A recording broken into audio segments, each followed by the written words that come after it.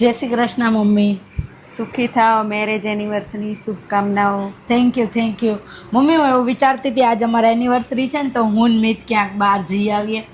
લે હું તો એવું કહેતી હતી કે આજે છે ને આરતીને ને જમાઈને ને છોકરાઓને ને બધાને અહીં બોલાવી લઈએ, એટલે વરસમાં એકવાર તો આવે છે તમારે, તો હવે આપણે અહીંયા બધા ભેગા થઈએ ને તો મજા આવશે.